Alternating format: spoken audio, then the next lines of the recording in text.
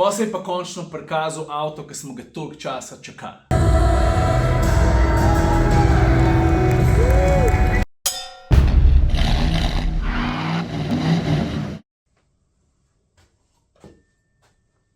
Ok, zdaj pa tako. Že pred časom nas je znamka Cupra, vse tri atmosferce, kar se ne zgodi pogosto, povabila v Berlin na svetovno premiero njihovega najnovejšega avtomobila, električnega Tavascana. In danes ti bom povedal, kaj vse se je tam zgodilo. Veš, je tako že malo splošno znano, da zna Cupra iz svojih premier, sploh svetovnih premier, narediti totalen spektakel. In tudi tokrat ni bilo čist nič drugače, ker je bilo jasno že na samem vhodu na prizorišče. Dogodek je bil res hud, ambient je bil krasen, vsi trije smo imeli feeling, da smo vstopili v ene vrste vzporedno resničnost. Cupra je tudi poseben prostor namenila svoji karbonski puščici električni formuli E, ampak do te vsebine pridemo v drugem delu vloga. Zdaj nas pa Jure že vapi v dvorano, gremo v akcijo.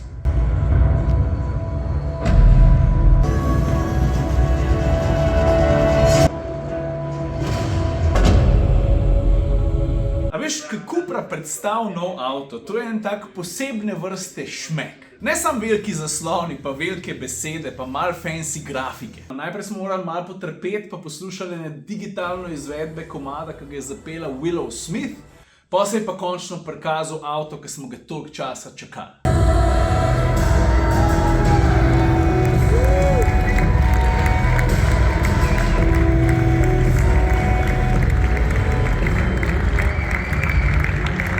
Kdor pozna to razširjeno pokrajino Porsche Volkswagen družine, mu je jasno, da gre za ene vrste bratranca Volkswagenu ID5, pa Škoda ima tukaj Enyaq Coupe in res Tavascan je poln takih res ostrih, progresivno zašiljenih potez, seveda se streha spušča precej naglo, gre za SUV coupe štromarja. Previsi recimo so ful kratki, drža je športna, logotip ta je osvetljen, mislim, par takih hudih detajlov, tudi zadnji, čez celoten zadek se res potegne ena taka lepa LED lampa, vse skupaj izgleda top. No, pol imamo pa še kokpit. Armaturka je tako progresivno oblikovana, s sredinskim grebenom jo povezuje en tak zelo izstopajoč lok, pod njim neki predali, pa potem školjkasta sedeža in seveda na sredini armaturke izjemno velik zaslon, položen, mislim, da je 15 palčev. V avto se nismo mogli usesti, prvih občutkov glede materialov nismo dobili prav zares,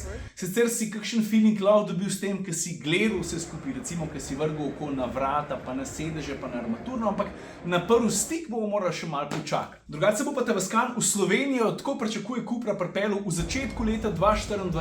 Ampak izvedbi, pazi zdaj, bosta dve, različno zmogljivi, kapacitetna zmogljivost baterije bo pa pri obeh enaka, to pomeni 77 kWh neto. Zmogljivosti, to je pa zdaj tako, poglej, ta prva izvedenka se bo imenovala Endurance.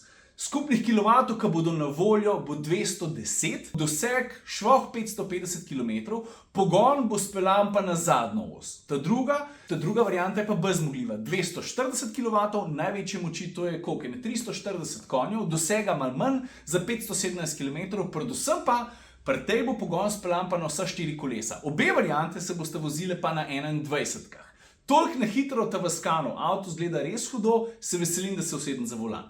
Ok, gremo naprej. Veš, ker zatem nas je pa Cupra povabila v navidezno resničnost, v svet, ki so ga poimenovali meta-hype, kjer si boš lahko ustvaril iz nule čisten tak svoj avatar, v katerem boš lahko opazoval oziroma doživljal znamko Cupra na čist drugačen način. Želijo vzbuditi neke nove feelinge, ki so lahko tudi vezani na avtomobilsko znamko. Tam si boš lahko ogledoval njihove avtomobile, jih konec koncev tudi konfiguriral, pa z njimi seveda tudi dirkal in se s temi dirkami malo primerjal z njihovimi profesionalnimi vozniki oziroma s časi, ki so jih postavili oni.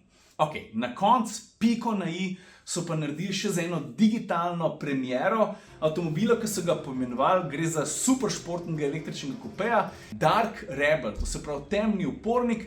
Pri njem so pa še posebej izpostavili dejstvo, da bodo ljudje, tisti, ki bodo pač želeli, tukaj gor sem napisal spletni naslov, lahko sodelovali pri ustvarjanju tega avtomobila v smislu konfiguracije, predlogov, materialov, skratka pičeš na ta naslov, pa si ga zrihtaš čist po svoje. Zdaj pa, kdaj bo pa ta avto prišel na cesto, če sploh, tega ne vem, tega podatka nismo dobili.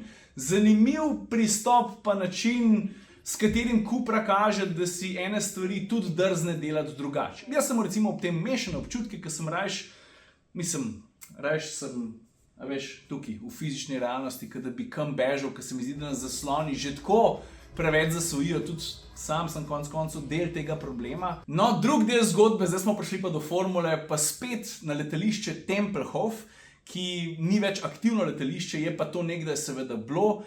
Gre za arhitekturno izredno zanimiv objekt, ki so ga Berlinčani oziroma Nemci preuredili v ene vrste prostor za preživljanje prostega časa za vse Berlinčane oziroma za vse tiste, ki si to želijo. No in tukaj se je zgodila ta dirka Formula E.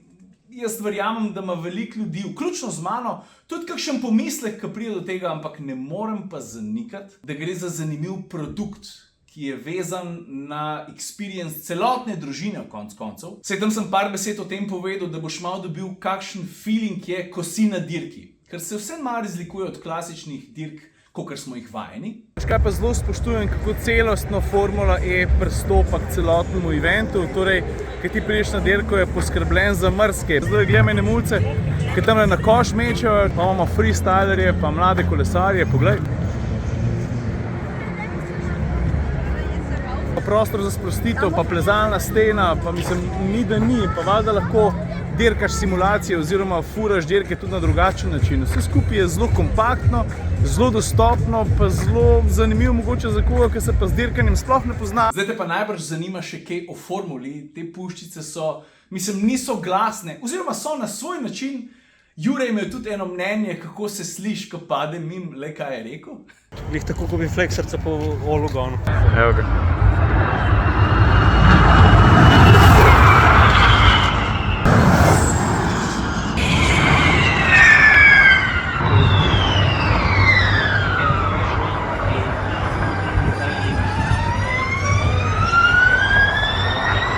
Evo jih, tukaj so naši, vidiš, Abt Cupra Formula E team.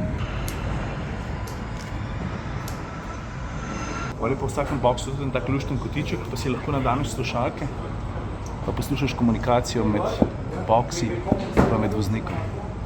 Boks je rekel. Aha, čak smo to posneli.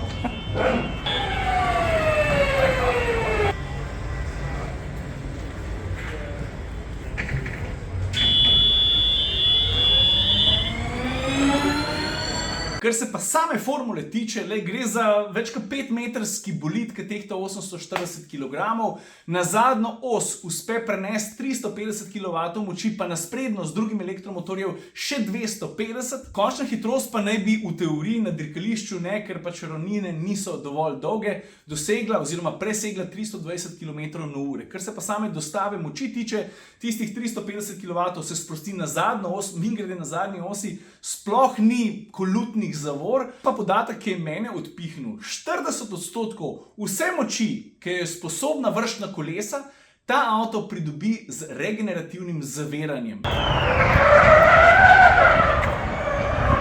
Spredi, mimogrede, pa avto vseeno ima tudi kolutne zavore, zato ker boj, da so imeli sem pa tja tudi kakšne probleme. Pa seveda je tudi celostno zasnovana v trajnostnem smislu. Ok, toliko na hitro o najnovejši Cupri, ki pride k nam leta 2024, toliko na hitro o Formule E, če imaš kakšno vprašanje, oglas se. Zdaj, mislim, sem povedal vse, že usta ima malo suha, moram nehati. Folk, lepo se imejte. Cupra, vam pa hvala za vabilo in pogum, da ste na prezentacijo spravili kar vse 3 atmosferce.